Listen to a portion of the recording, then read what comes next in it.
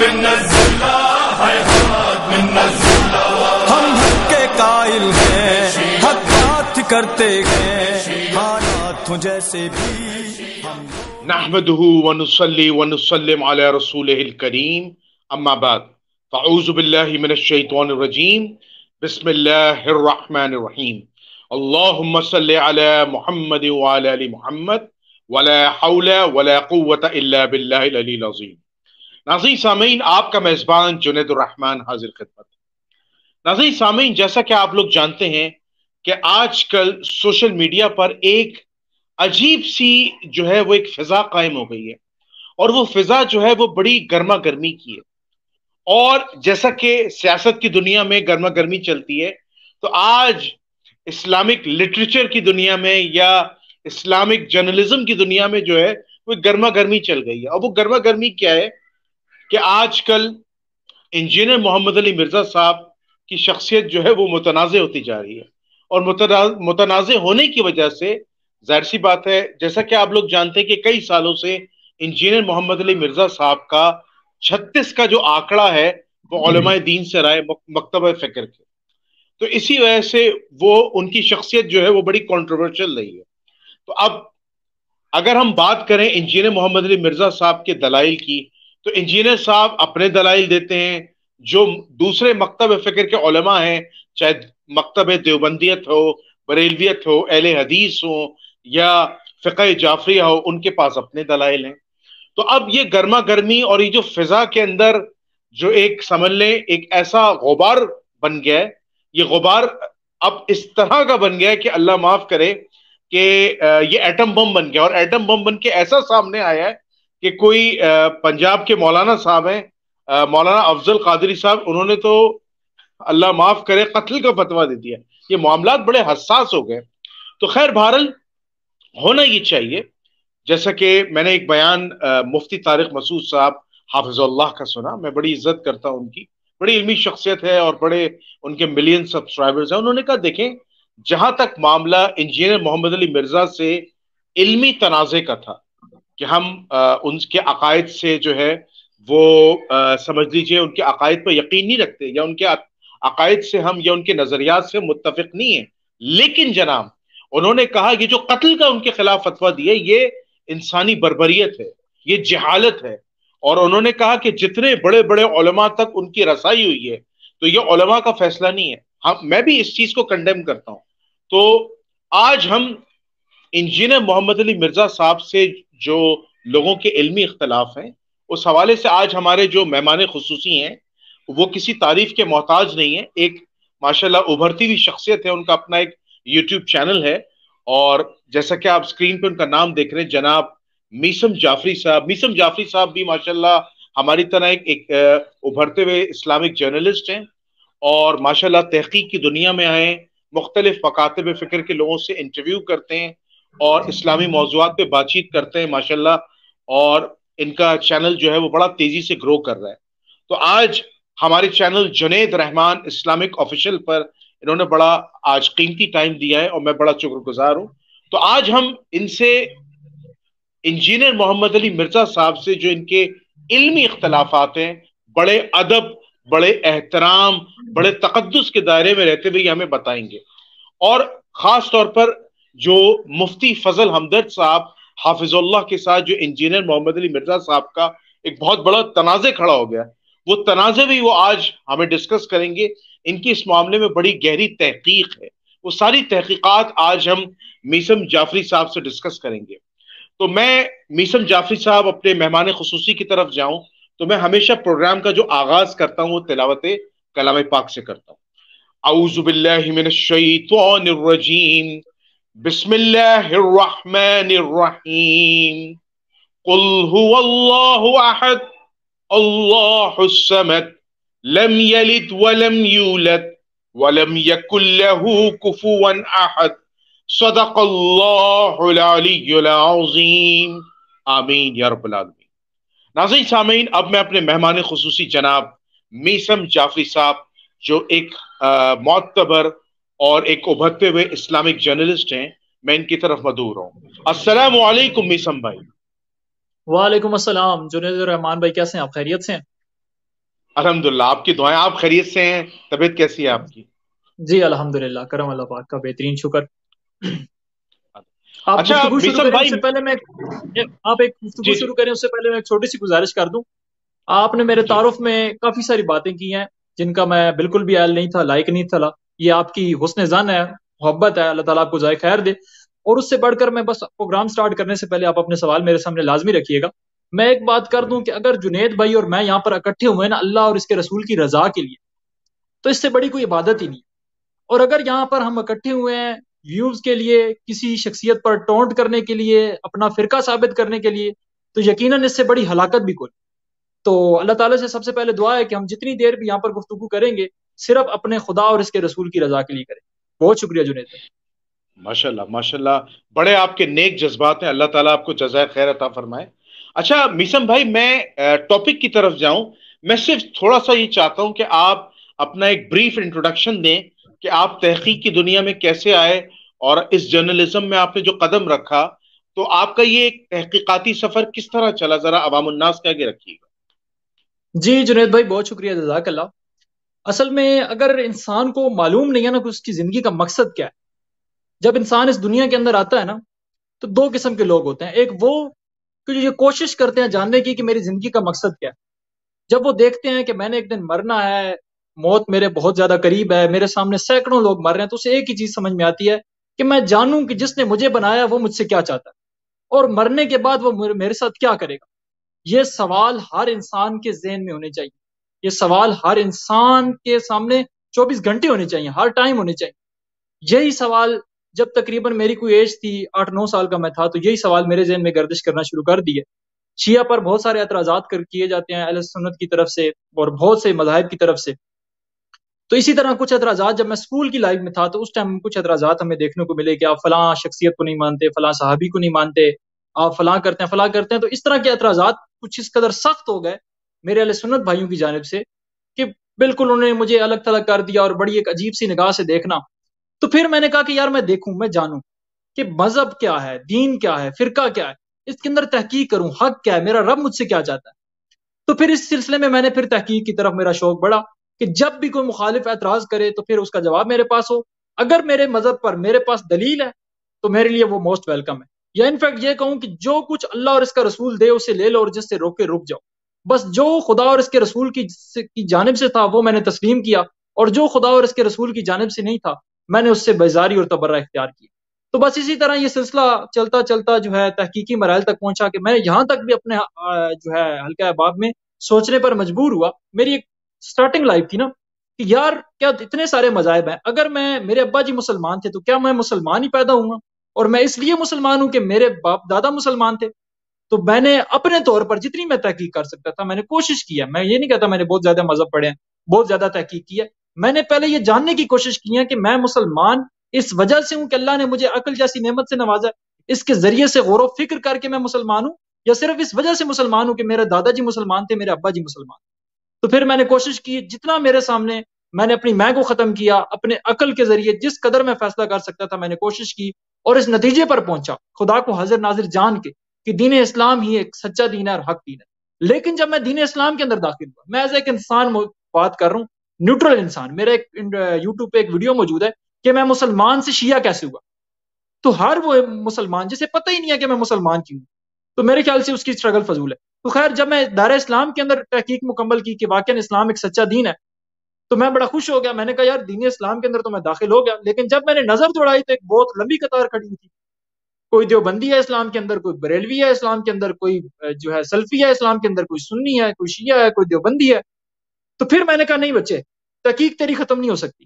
تو اگر اسلام میں داخل ہو گیا ہے نا،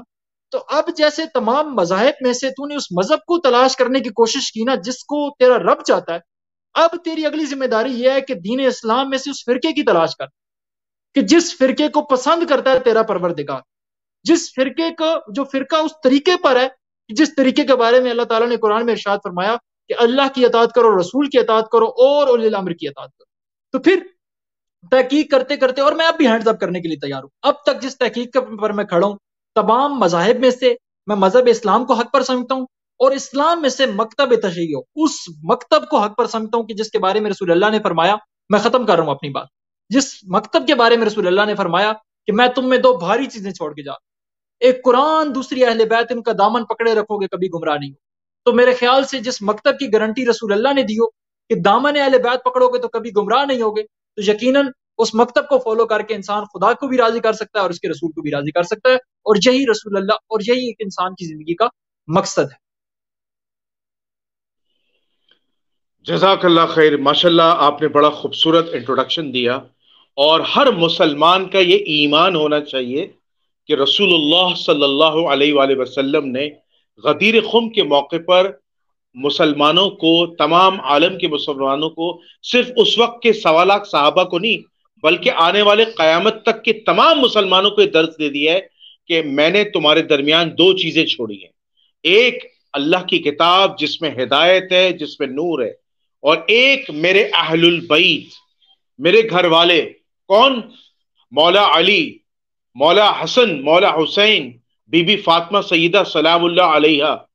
ان کی سنتوں پر چلو گے، ان کے طریقے پر چلو گے تو تمہیں جنت الفردوس ملے گی، اور نعوذ باللہ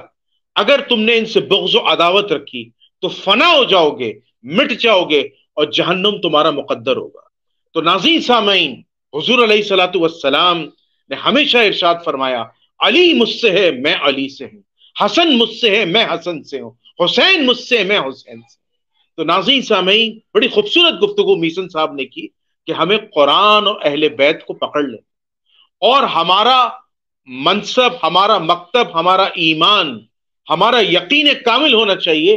کہ قرآن اور اہل بیت کبھی ایک دوسرے سے جدا نہیں ہو سکتے۔ یہ تو حدیث کے واضح الفاظ ہیں، کبھی جدا نہیں ہو سکتے۔ تو ہم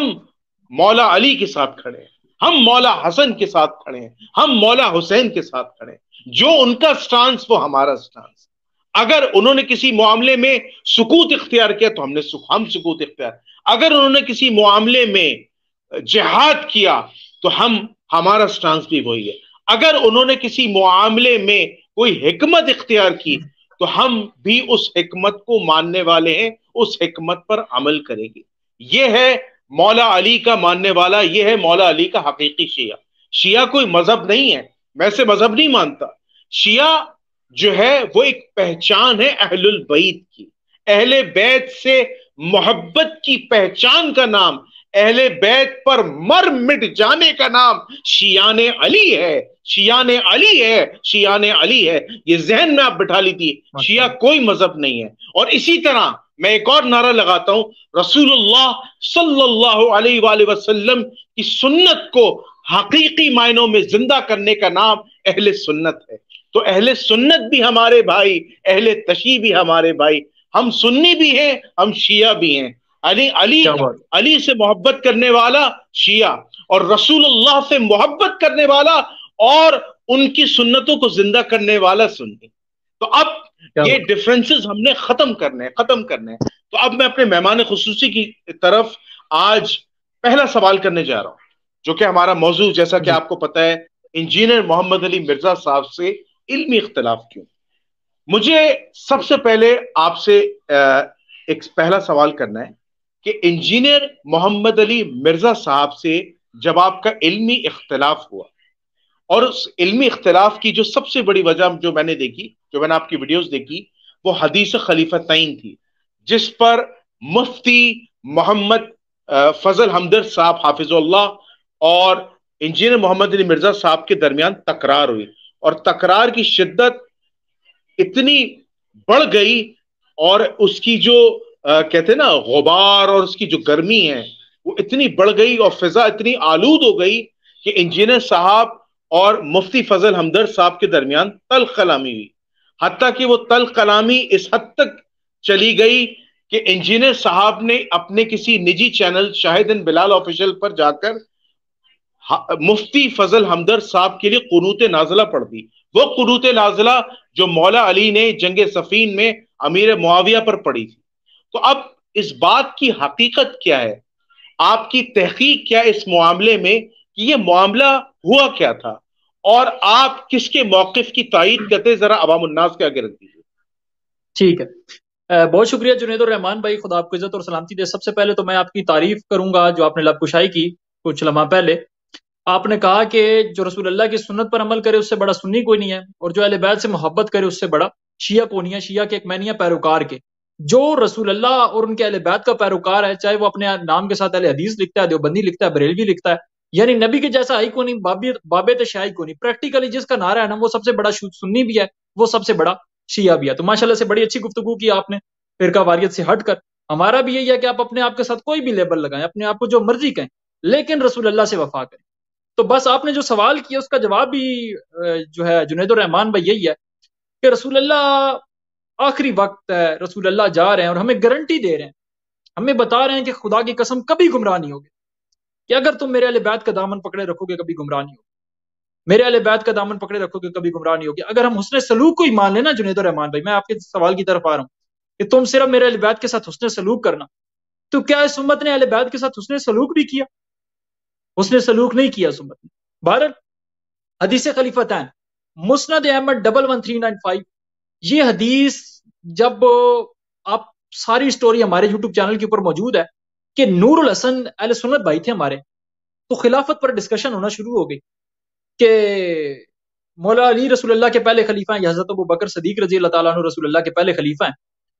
تو اسی ضمن میں ہمارے ایک علی بھائی ہوتے ہیں اسپین والے، ماشاءاللہ سے بڑی علمی شخصیت ہے، آپ کا بھی تعارف ہوا ہوگا، ان کے ساتھ ہماری لائیو سٹریمز ہوتی ہیں۔ انہوں نے اس حدیث کا ذکر کیا، کچھ ہمارے سید بھائی بھی تھے،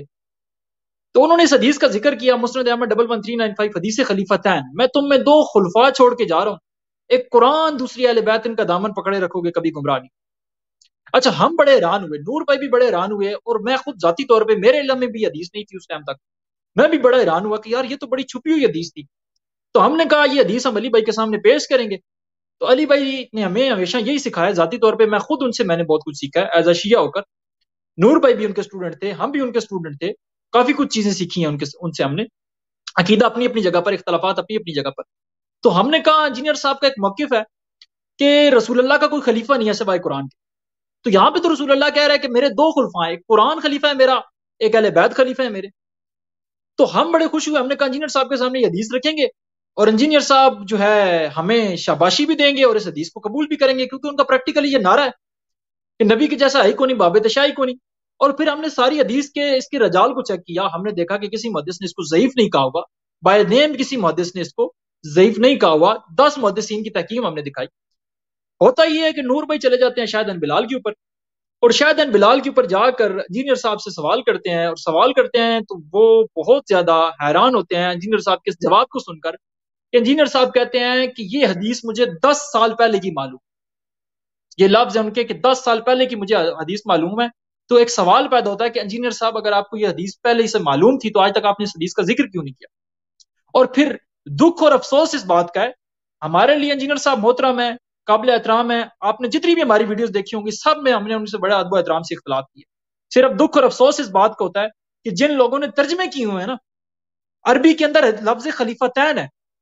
اردو کے اندر لفظ خلیفتین نہیں ہے، اردو کے اندر انہوں نے اپنی ڈنڈی ماری، یعنی دکھ اور افسوس ہے کہ انہوں نے، مطلب اگر اس کے اندر سے کوئی نتیجہ نہیں نکلتا تھا یا یہ حدیث ضعیف تھی تو کم از کم اس کا ترجمہ تو منصف طریقے سے کیا جاتا نا، انصاف سے کیا جاتا۔ خیر، انجینئر صاحب نے کہا کہ یہ حدیث مجھے 10 سال پہلے کی معلوم ہے، اس میں شریک القاضی جو ہے وہ مدلس ہے اور ان سے روایت کر رہا ہے وغیرہ وغیرہ رجال کی انہوں نے کوئی گفتگو کی۔ تو خیر نور بھائی پھر ہمارے پاس آ گئے، انہوں نے کہا جی انجینئر صاحب کہہ رہے ہیں یہ حدیث تو مجھے اتنے عرصہ پہلے سے معلوم تھی، تو وہ کہہ رہے ہیں یہ حدیث ضعیف ہے۔ اس پر پھر ہم نے 1.5 گھنٹے کی کوئی ویڈیو بنائی اور اس پہ ہم نے اس کے پورے رجال کو ڈسکس کیا، شریک کو ڈسکس کیا، ٹوٹلی محدثین کی رائے دکھائی، اور ہم نے ایک چیلنج کیا جنید الرحمان بھائی، ہم نے ایک چیلنج کیا کہ ہمارا اوپن چیلنج ہے کہ کسی ایک محدث کی ہمیں تحکیم دکھا دیں اس حدیث کے متعلق کہ اس نے اس کو ضعیف کہا، کسی نے اس کو حسن کہا ہے، کسی نے اس کو صحیح کہا ہے، کسی نے اس کو جیت تک کہا ہے۔ محدثین 10 محدثین کی رائے، کم از کم 10 محدثین کی رائے ہم نے اپنے یوٹیوب چینل سے دکھائی ہے، بہت سے لوگوں نے دکھائی ہے۔ انجینئر صاحب کہتے ہیں کہ میں کسی حدیث پر حکم نہیں لگاتا، پھر ان کو یہ کس نے حق دیا کہ ایک ایسی حدیث کو وہ ضعیف کہہ دیں جسے 10 محدثین نے صحیح کہا؟ حدیث کو صحیح یا ضعیف کہنے کا حق صرف محدثین کو ہے، اور یہ بات بھی ہم نے سیکھی انجینئر محمد علی مرزا صاحب سے۔ جب انجینئر صاحب کا یہ رویہ دیکھا، میں نے بھی دیکھا، نور بھائی نے بھی دیکھا، میں اب بھی ان کا ادب احترام کرتا ہوں، ہمیں اس چیز سے اتنا دکھ ہوا، اتنی تکلیف ہوئی کہ کل تک انجینئر صاحب کا یہ نعرہ تھا کہ نبی کے جیسا ہے ہی کونی، بابے شاہ ہی کونی، اور آج حدیث خلیفتین جب انجینئر صاحب کے سامنے آئی ہے تو انجینئر صاحب نے چند شخصیات کو بچانے کے لیے، وہ خود کہتے ہیں نا کہ رسول اللہ کے علاوہ آپ بڑے سے بڑی شخصیت سے اختلاف کر سکتے ہیں، تو پھر حدیث خلیفتین کی روشنی میں بہت بڑی شخصیات سے اختلافات ہو سکتے ہیں، حدیث خلیفتین کی روشنی میں بہت سارے امت کے مسائل حل ہو سکتے ہیں، بہت ساری فرقہ واریت ختم ہو سکتی ہے، کیونکہ حدیث خلیفتین ایک ایسی حدیث ہے، حدیث ثقلین اور حدیث خلیفتین یہ دونوں ایک چیز ہے، یہ ایک ایسی چیز ہے کہ جس سے بکھری ہوئی امت ایک بند مٹھی بن سکتی ہے، بکھری ہوئی امت ایک پلیٹ فارم پہ آ سکتی ہے، فرقہ واریت ختم ہو سکتی ہے، مسلمانوں کے اختلافات ختم ہو سکتے ہیں۔ تو خیر انجینئر صاحب کے اس ایٹیٹیوڈ سے بہت دکھ اور افسوس ہوا۔ مزید پھر یہ معاملہ جب مفتی ہمدرد صاحب کے پاس پہنچا، میں مفتی ہمدرد صاحب کا بھی قصہ تھوڑا سا ڈسکس کر دوں۔ اچھا میری آواز کلیئر آ رہی ہے یا کٹنگ تو نہیں ہو رہی؟ نہیں، آپ کی آواز بہترین آ رہی ہے، بہترین، آپ کنٹینیو کیجئے۔ ٹھیک ہے، بہت شکریہ۔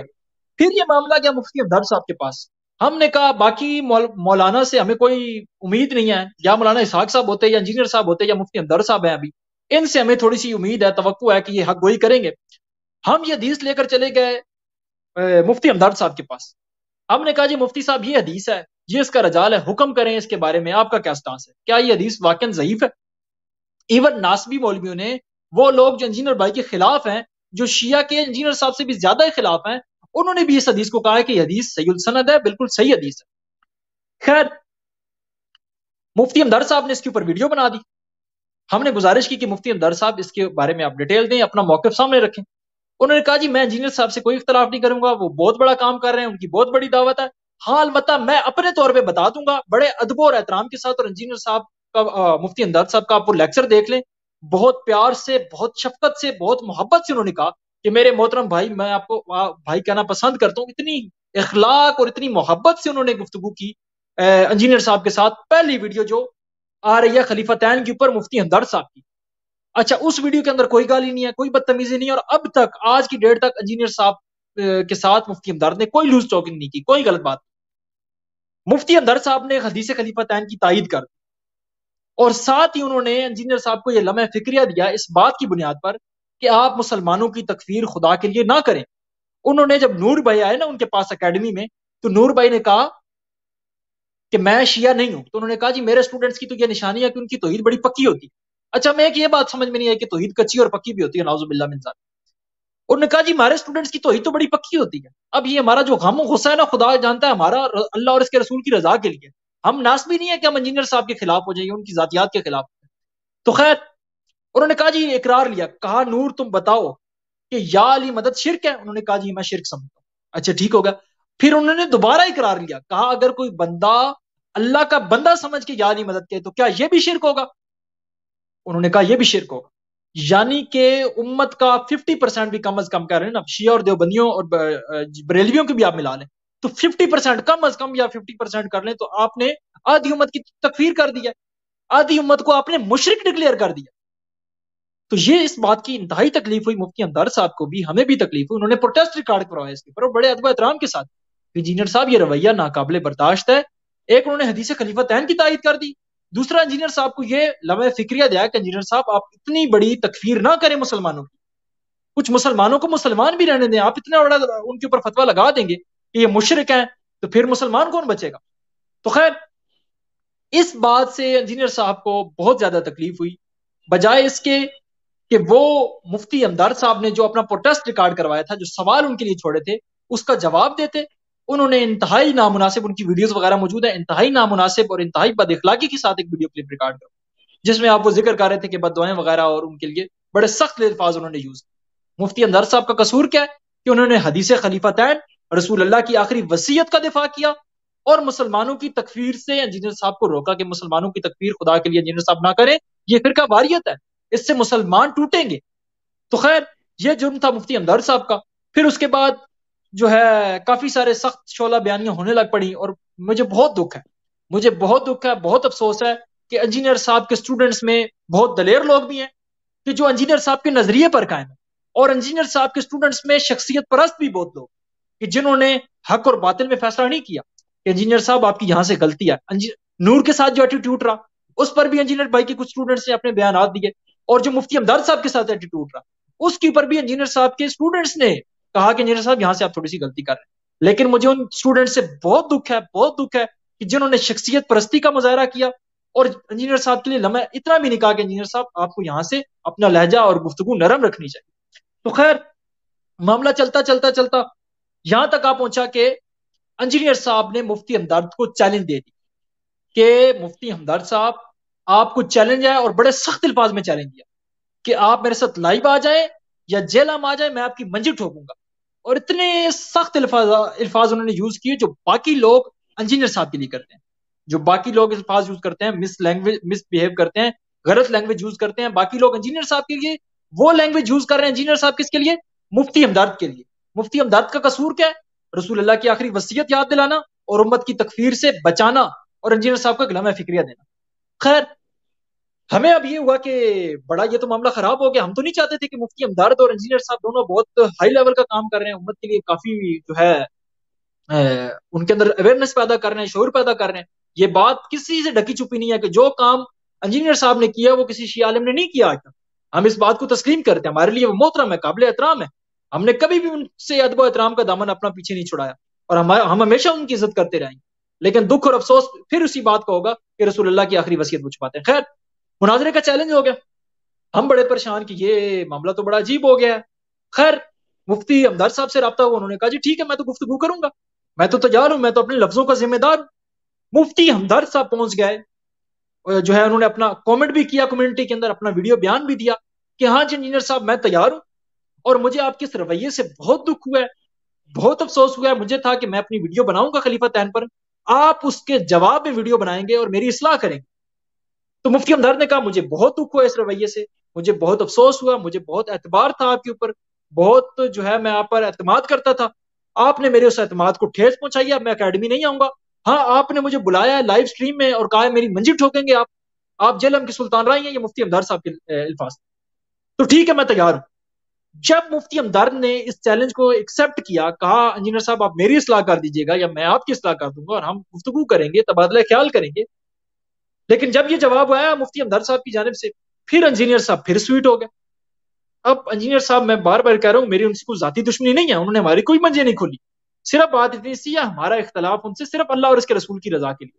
ہم بڑے سے بندے سے ٹکر لے سکتے ہیں اللہ اور اس کے رسول کی رضا کے لیے. تاریخ گواہ ہے کہ ہمارا قتل عام ہوا ہے، لوگوں نے ہمیں کس قدر قتل کیا ہے، ہم مظلوم ہیں. یہ انجینئر صاحب اور سب لوگوں سے بات ٹکی چھپی ہوئی نہیں ہے. ہم نے بڑی بڑی شخصیات سے ٹکر لی ہے صرف رسول اللہ اور ان کے اہل بیت کی خاطر. تو علی بھائی سے بھی ہمارا جو چھوٹا موٹا اختلاف ہے، جس کو بڑا اختلاف بھی کہا جا سکتا ہے، صرف خدا اور اس کے رسول کی رضا کی. جب یہ معاملہ ہوا تو انجینئر صاحب اپنے کامنٹس میں لکھتے ہیں کہ مفتی صاحب آپ تو ہمارے بھائی ہیں، تو آپ ہمارے پاس جیل میں آئے. اور انہوں نے اس بات کو جو سب کو نظر آئی، انہوں نے اس کو رفع دفع کیا اور اس کو بالکل ہی دفن کر دیا. معاملہ بالکل ڈسکلوز ہو گیا. پھر مفتی ہمدرد نے دوبارہ کہا کہ انجینئر صاحب آپ نے جو وعدہ کیا، جو آپ نے گفتگو کرنی تھی مجھ سے، آپ ہمارے پاس تشریف لائیں، ہم آپ سے گفتگو کریں گے، آپ لائیو سیشن کریں ہمارے ساتھ. آپ بھی اپنے چینل سے لائیو ہوں گے، میں بھی اپنے چینل سے لائیو ہوں گا، آپ کا بھی ایڈمن ہوگا، میرا بھی ایڈمن ہوگا اور پوری پبلک دیکھے گی. ہم انشاءاللہ حدیث ثقلین اور حدیث خلیفتین پر گفتگو کریں. تو بہرحال آخر میں یہی کہوں گا کہ انجینئر صاحب اور ان کے اسٹوڈنٹس ہمارے لیے محترم ہے، قابل احترام ہے، ہمارے بھائی ہیں، انہوں نے بہت خدمات کی. لیکن بات صرف یہی ہے، میں انہی جملوں پہ اپنی بات ختم کر رہا ہوں کہ بات صرف اتنی سی ہے کہ اگر کوئی بندہ پوری زندگی کہتا رہے نا حضرت عیسیٰ I love you، حضرت عیسیٰ I love you، ہم سے زیادہ I love you بولتا ہے عیسائی حضرت عیسیٰ، لیکن حضرت عیسیٰ کا وہ حق نہ مانے کہ جو اللہ نے بتایا. اللہ نے حضرت عیسیٰ کا حق کیا بتایا کہ حضرت عیسیٰ کو میرا بیٹا مانو یا حضرت عیسیٰ کو میرا رسول مانو. تو حضرت عیسیٰ کو اللہ کا رسول ماننا یہ حضرت عیسیٰ سے ہمدردی ہے اور یہ حضرت عیسیٰ سے محبت ہے. اسی طرح اگر پوری زندگی آپ اہل بیت کا حق مانتے رہے نا، ہندو بھی جنید الرحمان بھائی ہندو بھی اہل بیت کا حق مانتے ہیں، وہ بھی ان میں حق اور باطل میں فیصلہ کرتے ہیں. بتاتے ہیں کہ امام حسین علیہ السلام مظلوم شہید ہوئے، یزید حق پر نہیں تھا، لیکن ان کو اس محبت کا کیا فائدہ، کیونکہ وہ اہل بیت کا وہ حق نہیں مانتے جو اللہ اور اس کے رسول نے بتایا. اہل بیت کو ہم نے کیا ماننا ہے؟ اہل بیت کو رسول ماننا ہے، اہل بیت کو خدا ماننا ہے. اہل بیت کو ماننا کیا ہم نے؟ کیا یہ اللہ اور اس کے رسول نے بتایا ہمیں کہ اہل بیت کو تم نے یہ اسپیسیفکلی ماننا ہے؟ حضرت عیسیٰ کو کیا ماننا ہے ہم نے؟ کیا اللہ نے بتایا کہ حضرت عیسیٰ کو تم نے یہ ماننا ہے؟ یا جتنی دل ہے محبت کی ہو، جو دل ہے مانتے ہو. حضرت عیسیٰ کو اللہ کا رسول ماننا یہ خدا کی رضا ہے، یہ حضرت عیسیٰ سے ہمدردی ہے. اور اسی طرح اہل بیت کو رسول اللہ کا مسند احمد 11395 کی روشنی میں رسول اللہ کا خلیفہ و جانشین ماننا یہ اللہ اور اس کے رسول کے ساتھ ہمدردی ہے. اور اللہ اور اس کے رسول کے حکم کی تکمیل کرنا کہ میں تم میں 2 خلفاء چھوڑ کے جا رہا ہوں، ایک قرآن، دوسری اہل بیت، ان کا دامن پکڑے رکھو گے کبھی گمراہ نہیں ہوگے۔ بہت شکریہ۔ جزاک اللہ، جزاک اللہ، ماشاء اللہ، بڑی آپ نے خوبصورت انداز گفتگو سے آپ نے بات کی ہے اور اپنا موقف رکھا ہے۔ میں عوام الناس کو ذرا کچھ سمجھانا چاہتا ہوں۔ میں یہ سمجھانا چاہتا ہوں کہ میں نے میثم جعفری صاحب جو کہ خود ایک اسلامک جرنلسٹ ہیں اور اپنی تحقیق کرتے ہیں اور مختلف لوگوں سے انٹرویو کرتے ہیں، جیسے میں یہ کام کر رہا ہوں، تو یہاں پر میثم جعفری صاحب نے اپنا ایک موقف دیا۔ میں عوام الناس کو یہ بات سمجھانا چاہتا ہوں کہ اگر آپ میثم جعفری صاحب کے موقف سے اتفاق کرتے ہیں تو کمنٹ کیجئے، اور اگر آپ ان کے موقف کی تائید نہیں کرتے یا اختلاف رکھتے ہیں تو آپ کمنٹس باکس میں اپنا ایک سوال چھوڑ جائیے، ہم میثم صاحب سے ڈسکس کریں گے، انشاءاللہ وہ اس کا جواب دیں گے۔ لیکن خدا را کوئی پرسنل کمنٹس پاس مت کیجیے گا، کوئی توہین یا تضحیق مت کیجیے گا، کوئی گالم گلوچ مت کیجیے گا، کیونکہ یہ کسی مسلمان یا مومن کی شان نہیں ہوتی۔ مومن کی شان، مسلمان کی شان یہ ہے کہ ایک مسلمان دوسرے مسلمان سے ایک علمی اختلاف رکھتا ہے، اور علمی اختلاف کی ایک حد ہوتی ہے، آپ نے اپنی حدود کو کراس نہیں کرنا۔ میری یہ آپ سے ایک چھوٹی سی گزارش ہے، اور میں ہر پروگرام کے اندر جس عالم دین کو، جس محقق کو میں بلاتا ہوں، تو میں یہی عوام الناس سے اپیل کرتا ہوں کہ اگر آپ کا کوئی بھی علمی اختلاف ہے تو آپ کمنٹس باکس کے اندر یا لائیو چیٹ کے اندر اپنا ایک سوال رکھ دیجئے، وہ سوال ہم انشاءاللہ آگے رکھیں گے، مہمان کے آگے، وہ اس کا جواب دیں گے انشاءاللہ۔ آپ کو نہیں سمجھ میں آئے، اللہ اللہ خیر سے اللہ، لیکن خدا را کوئی پرسنل کمنٹس پاس مت کیجیے گا، کسی مہمان کی یا کسی اینکر کی توہین یا تضحیق مت کیجیے گا، اس چیز سے گریز کیجیے گا، کیونکہ یہ کسی مسلمان مومن کی شان نہیں ہے۔ اچھا، اب میں میثم صاحب آپ سے ایک اور بڑا اہم سوال کرنے جا رہا ہوں، میں یا علی مدد کے حوالے سے کرنا چاہ رہا ہوں۔ دیکھیں، میں ذرا عوام الناس کے آگے اپنا پرسنل ایکسپیرینس شیئر کروں۔ میں جون 2022 کو الحمدللہ میں نے ایران کی زیارت کی تھی، میں اپنی زوجہ کے ساتھ میں گیا تھا، اور وہاں پر میں نے مشہد کے اندر امام علی رضا علیہ السلام کے روضہ اقدس کی حاضری کی، اور اسی طرح میں قم سٹی میں گیا تھا، قم شہر میں گیا تھا ایران میں، اور وہاں پہ میں بی بی معصومہ قم سلام اللہ علیہ جو حضرت امام علی رضا علیہ السلام کی ہمشیرہ ہیں، اور اس کے علاوہ کئی امام زادہ جو ہیں، ان کی میں نے جو سیدوں کی اولاد ہیں، جو آل محمد ہیں، ان سب کی میں نے زیارت کی۔ تو الحمدللہ میں نے شیعہ کے پیچھے وہاں نماز پڑھی، اور یہ ثابت کیا کہ میں بطور سنی بطور فقہ حنفی سے تعلق رکھنے والا سنی جو ہے وہ شیعہ کو مسلمان سمجھتا ہے اور اہل تشیع سے محبت رکھتا ہے۔ تو میں اس پلیٹ فارم سے اپنے تمام اہل تشیع بھائیوں کو یہ باور کرانا چاہتا ہوں کہ میں بطور سنی اہل تشیعت کو، فقہ جعفریہ کو مسلمان سمجھتا ہوں، ان سے محبت رکھتا ہوں۔ ہاں، کسی معاملے میں کوئی اصولی اختلاف ہو جائے وہ تو شیعہ سنی اختلاف رہے گا، وہ ختم نہیں ہو سکتا، لیکن خدا را میں اپنے پلیٹ فارم سے یہ بات کہنا چاہتا ہوں بطور سنی، اور یہ میرے دل کی بات ہے کہ آپ کسی بھی مکتب فکر کی توہین نہ کریں، تضحیق نہ کریں، برا نہ کہیں، اس حد تک اس شدت اختیار نہ کریں کہ آپ کفر کے فتوے لگانا شروع کر دیں۔ بلکہ میں نے تو اہل تشیع کے پیچھے نماز پڑھ کے یہ ثابت کر دیا ہے کہ اہل تشیع بھی ہماری جان ہے، جیسا کہ بڑا خوبصورت جملہ ہے علامہ سید شہنشاہ حسین نقوی صاحب کیا فرماتے ہیں کہ میں نے خود آیت اللہ سیستانی صاحب سے جملہ سنا کہ اہل سنت کو بھائی نہ کہو، کہ اہل سنت تو ہماری جان ہے، ہماری آن ہے۔ جب اتنے بڑے آیت اللہ سیستانی صاحب نے جملہ کہہ دیا اور علامہ شہنشاہ حسین نقوی صاحب کی مبارک زبان سے جملہ نکل دیا کہ اہل سنت ہمارے بھائی نہیں، اہل سنت ہماری جان ہے، اور علامہ شہنشاہ حسین نقوی صاحب نے خود کہا ہے کہ میں اہل سنت کے پیچھے نماز پڑھتا ہوں، مجھے جب موقع ملتا ہے میں ان کے پیچھے نماز پڑھتا ہوں۔ تو پھر آپ کے دلوں میں کیوں اتنی نفرت ہے؟ آپ اس نفرت کو ختم کیجئے۔ میں کسی کو ٹونٹ نہیں کر رہا، میں صرف اپنی ایک ذمہ داری پوری کر رہا ہوں۔ تو اس حوالے سے ایک بات آئی تو میں نے رکھی۔ اچھا میثم بھائی، مجھے ایک چیز یہ بتائیے گا، میں یا علی مدد کے حوالے سے آپ سے بات کرنا چاہ رہا تھا۔ یا علی مدد کے متعلق آپ کو پتا ہے اہل سنت اور اہل تشیعت میں بڑی جو ہے وہ تفریق پائی جاتی ہے، دونوں کے کانسیپٹس الگ ہیں۔ آپ نے ایسا کوئی میچول کانسیپٹ سیکھا علماء سے، فقہاء سے، اپنی تحقیق سے، تاکہ یہ ریزولوشن جو ہے وہ پبلک کے آگے سامنے آئے کہ یا علی مدد کہنا جائز ہے، یا علی مدد اہل تشیع کیوں کہتے ہیں، ذرا عوام الناس کے آگے رکھیے۔ ٹھیک، بہت شکریہ جنید الرحمان بھائی، جزاک اللہ۔ ظاہری بات ہے میں کوئی عالم نہیں ہوں، جو اپنی تحقیق ہے، اپنی 21 سالہ زندگی کے اندر جو میں نے سیکھا میں آپ کے سامنے وہ رکھ دیتا ہوں، ذاتی خیال، اور کوشش یہی ہوگی خدا اور اس کے رسول کو مد نظر رکھ کر میں یہ اپنا ذاتی خیال رکھوں۔ پہلی بات تو جنید بھائی نے جو کیا نا، یا علی مدد، یہ سنی شیعہ کا بنیادی اختلاف نہیں ہے جنید بھائی، کیونکہ سنی شیعہ کا بنیادی اختلاف ہے عقیدہ امامت و خلافت، کیونکہ بریلوی بھائی جو ہمارے ہیں نا وہ بھی یا علی مدد کہتے ہیں، ٹھیک ہے؟ تو یہ سنی شیعہ کا بنیادی اختلاف نہیں ہے۔ اب ایک بندہ میرے پاس آیا، اس نے کہا جی میں شیعہ تو ہو جاؤں لیکن میں ماتم نہیں کرتا۔ ہم نے کہا نہ کرو، اہل بیت کا حق مانو، حق خلافت و ولایت، ٹھیک ہوگا جی۔ اچھا، ایک بندہ ہمارے پاس آتا ہے، کہتا ہے میں جو ہے شیعہ ہو جاؤں گا لیکن میں یا علی مدد نہیں کہوں گا، یعنی شیعہ ہونے سے مراد یہ ہے کہ میں رسول اللہ کی آخری وصیت حدیث خلیفتین قبول کر لیتا ہوں، اہل بیت کو اپنی حجت مان لیتا ہوں، خلفاء اہل بیت میں سے تسلیم کرتا ہوں، وہ جو 12 خلفاء ہیں، لیکن میں یا علی مدد نہیں کہوں گا۔ ہم کہتے ہیں سو بسم اللہ، آؤ اہل بیت کی طرف رجوع کرو۔ یعنی بتانا میں یہ چاہتا ہوں کہ یا علی مدد اگر کوئی نہیں بھی مانتا نا، وہ مکتب تشیع میں داخل ہو سکتا ہے۔ یہ ہمارا بنیادی عقیدہ نہیں ہے، کہ بنیادی عقیدہ ہمارا کیا ہے؟ توحید، رسالت اور ولایت، نمبر ایک بات۔ دوسری بات یہ ہے کہ ہمارے ہاں جو یا علی مدد، اگر کوئی بندہ لفظ یا علی مدد کہتا ہے، یہ بنیادی نہیں ہے، اگر کوئی کہتا ہے تو بھی ٹھیک ہے، مین چیز اہل بیت سے مدد مانگنا نہیں ہے، مین چیز اہل بیت کا وہ حق تسلیم کرنا ہے جو رسول اللہ بار بار بتا کر گئے اور ہمیں گارنٹی دے کر گئے کہ تم میں 2 بھاری چیزیں چھوڑ کے جا رہا ہوں، ایک ان کا دامن پکڑے رکھو گے، کبھی گمراہ نہیں ہوگے، کبھی گمراہ نہیں ہوگے، کبھی گمراہ نہیں ہوگے، بار بار بتایا۔ اہل بیت سے مدد مانگنے سے زیادہ ضروری ان کا حق ولایت و خلافت تسلیم کرنا، نمبر ایک۔ اب جو کہا جاتا ہے یا علی مدد کے حوالے سے، ہم نے ایک پوری سٹریم کیا یا علی مدد کے حوالے سے، ہمارے یوٹیوب چینل کے اوپر موجود ہے۔ بیسیکلی یا علی مدد شیعہ کا ایک سلوگن ہے،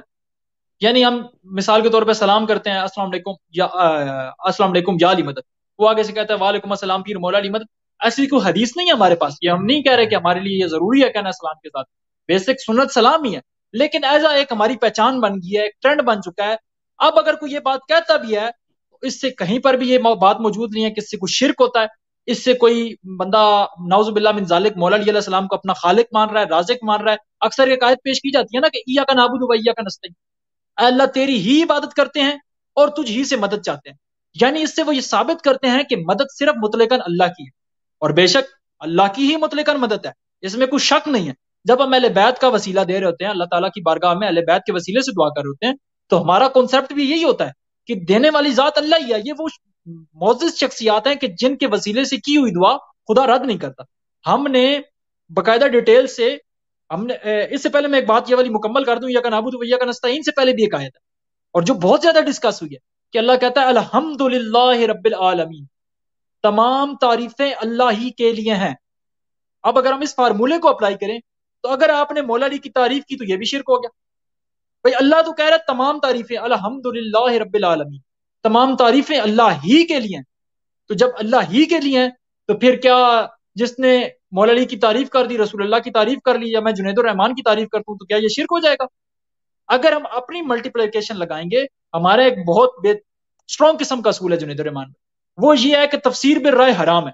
قرآن کی تفسیر یا تو رسول اللہ خود کریں گے یا پھر رسول اللہ کے 12 جانشین کریں گے۔ تو خیر اس پر ہم نے باقاعدہ ایک سٹریم کیا ہے، اس کے اندر ہم نے ایک حوالہ دکھایا ہے، پوری باقاعدہ صحیح السند ایک روایت دکھائی ہے اس سٹریم کے اندر، اس کا لنک میں آپ کو دوں گا، آپ ڈسکرپشن میں دے دیجیے گا۔ اس کے اندر یہ بات موجود تھی کہ ایک شخص حضرت عمر کے دور میں حضرت عمر کے پاس آیا، اور کیونکہ بارش کے پرابلم بنی ہوئی تھی، کوئی اس طرح کا قحط سالی تھی، تو وہ رسول اللہ کی قبر پر گیا، رسول اللہ کی قبر پر گیا اور اس نے کہا یا رسول اللہ اپنی امت کے لیے پانی طلب کیجئے، آپ کی امت مصیبت میں، اپنی امت کے لیے پانی طلب کیجئے۔ اب کس کانسیپٹ سے وہ رسول اللہ کی قبر پر گیا؟ رسول اللہ نے کہا انبیاء اپنی قبروں میں زندہ ہیں، یہ حدیث موجود ہے، اور خود قرآن میں اللہ تعالیٰ فرما رہا ہے کہ شہید زندہ ہیں، تم ان کی زندگی کا جو ہے وہ علم نہیں رکھتے۔ اور پھر جو سب سے بڑی ایک روایت ہے، انجینئر صاحب اس کو خود اپنے لیکچر میں بیان کر چکے ہیں کہ 10 محرم والے دن ایک صحابی کے خواب میں رسول اللہ آتے ہیں اور ان کے ہاتھ میں ایک شیشی ہے، اور رسول اللہ کی حالت کیا ہے؟ رسول اللہ کے سر کے بال بکھرے ہوئے ہیں، سر پر خاک ہے، غبار آلودہ ہے، اور ہاتھ میں ایک شیشی ہے، اور رسول اللہ اس صحابی کو کہہ رہے ہیں کہ میں صبح سے حسین اور ان کے ساتھیوں کا خون جمع کر. اور جب وہ صحابی کہتے ہیں میں نے وہ دن اور ڈیٹ، ہاں عبداللہ ابن عباس، میں نے وہ دن اور ڈیٹ نوٹ کر لی اور وہ 10 محرم کا دن تھا اور اسی دن رسول اللہ میرے خواب میں آئے تھے. اب مجھے بتائیں کہ اگر رسول اللہ اپنی امت سے بے خبر ہے تو 10 محرم والے دن رسول اللہ کربلا میں کیا کر رہے تھے؟ یا چلو ہم کہتے ہیں پس منظر میں تھا، یہ بات ایک خیالی طور پر دکھائے گی بقول انجینئر صاحب کی، حدیث میں یہ بات موجود نہیں ہے. رسول اللہ اپنی امت سے بے خبر نہیں ہے. اور وہ روایت میں مکمل کر دوں، جب وہ رسول اللہ کی قبر کے اوپر گیا اس نے کہا کہ یا رسول اللہ اپنی امت کے لیے پانی طلب کیجئے، اور رسول اللہ اس کی خواب میں آئے اور کہا کہ حضرت عمر کو میرا سلام کہنا. یہ آپ کی کتابوں میں بات لکھی ہوئی ہے، کہا کہ حضرت عمر کو میرا سلام کہنا اور بہت جلد تمہیں جو تمہارا مسئلہ ہے وہ حل ہو جائے گا. یہ باقاعدہ ہم نے روایت صحیح السند دکھائی ہے. اب حضرت عمر نے تو اس پر فتویٰ نہیں لگایا کہ تم رسول اللہ کی قبر پر کیا کر رہے تھے، رسول اللہ سے جا کر کیوں دعا مانگ رہے تھے. وہ رسول اللہ سے دعا نہیں مانگ رہا تھا، یا علی مدد یا رسول اللہ مدد. اس وقت تک شرک نہیں ہو سکتا جب تک آپ مولا علی کو رازق خالق سمجھ کر مدد نہ طلب کریں یا رسول اللہ کو اپنا خالق اور مالک سمجھ کر مدد طلب نہ کریں. اسی طرح جو ہے بہت سارے،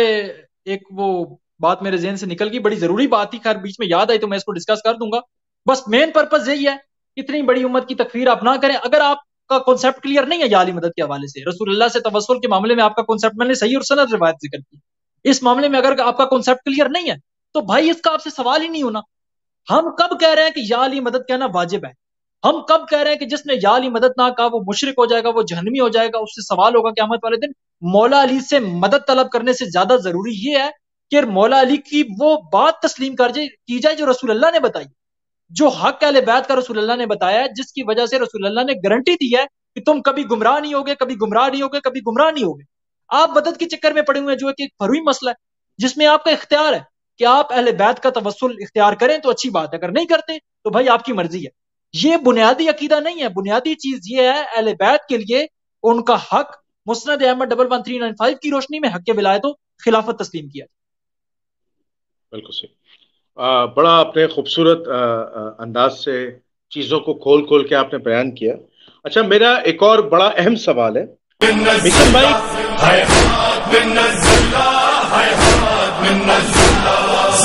ہم سے ہے اپنا منشور، ہم کر زہرا